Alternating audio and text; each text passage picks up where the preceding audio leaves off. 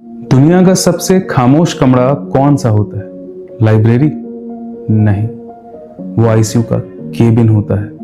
वहां जो सन्नाटा होता है ना, वो कान फाड़ देने वाला होता है। जब आप उस 5 इंच की ग्लास विंडो से किसी अपने को देखते हैं ना, जिनके साथ आपने कल रात को खाना खाया था, जिनके साथ आपने बचपन में झगड़ा किया था और आज वो नलियों और मशीनों के बीच जिंदगी की भीख मांग रहे हैं, तब आपका पूरा ईगो धुआं हो जाता है, उड़ जाता है। वहां खड़े होकर आपको पहली बार समझ आता है कि हम इंसान कितने बेबस हैं। हमने जिन दीवारों को घर कहा, जिन पैसों को पावर कहा, सब उस दरवाजे के बाहर फेल हो जाते हैं।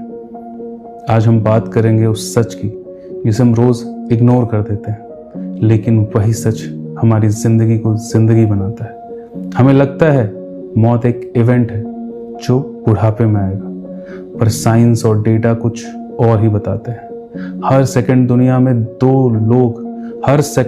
में 2 लोग अपनी आखिरी सांस ले रहे हैं। जब तक मैं ये सेंटेंस खत्म करूंगा ना, तब तक 10 लोग जा चुके होंगे। पूरे साल में लगभग 6 करोड़ लोग इस दुनिया को अलविदा कह देते हैं। लेकिन इससे भी बड़ा एक साइंटिफिक मिरेकल है, the probability of you. Evolutionary biology कहती है कि आपके पास पैदा होने के चांसेस 1 in 400 ट्रिलियन थे। इतने कम चांसेस कि अगर आप आसमान के सारे तारों को गिन भी लेना, तो वो नंबर इस आंकड़े के सामने छोटा पड़ जाएगा। आपका होना एक इम्पॉसिबल मिरेकल है, पर हम इसे कैसे जीते? जैसे हम अमर हैं। हम ऐसे गुस्से और नफरत में दिन बिताते हैं जैसे हमारे पास अनंत वक्त है।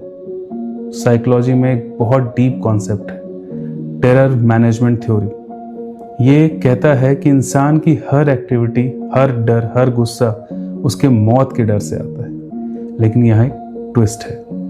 रिसर्च दिखाती है कि जब इंसान को उसकी मोर्टेलिटी का एहसास दिलाया जाता है ना, जिसे साइंटिफिक मोर्टेलिटी सेलियंस कहते हैं, तो वो बढ़ने लगता है।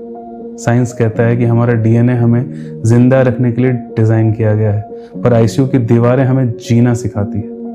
एक मशीन किसी की बॉडी को जिंदा रख सकती है, पर उसकी आत्मा को सिर्फ मौत का एहसास ही जगा सकता है। आपने आईसीयू में महसूस किया होगा, वहां खड़े होकर किसी से नफरत नहीं होती। वहां कोई नहीं सोचता कि उसने मुझे 2 साल पहले क्या कहा था। अगर आज हमें हमारी एक्सपायरी डेट पता चल जाए ना, तो दुनिया से सारी दुश्मनी एक दिन में खत्म हो जाए। हम बुरे इसलिए हैं क्योंकि हमें मौत का वक्त नहीं पता। हमें लगता है कि हम कल माफी मांग लेंगे, हमें लगता है हम कल प्यार कर लेंगे, पर आईसीयू हमें बताता है कि कल एक लग्जरी है जो सबके पास नहीं होती। नर्स ब्रॉनी वेयर ने हजारों मरने वाले पेशेंट्स के साथ वक्त बिताया। उनका डेटा दुनिया को हिला देने वाला था। उन्होंने 5 ऐसे रिग्रेट्स बताए जो हर मरने वाले शख्स के दिल में थे। एक, काश मुझ में इतनी हिम्मत होती कि मैं जिंदगी अपने हिसाब से जीता। दूसरा है, काश मैं इतना ज्यादा काम यानी ओवरवर्क नहीं करता। तीसरा है, काश मुझ में अपनी फीलिंग्स एक्सप्रेस करने की हिम्मत होती।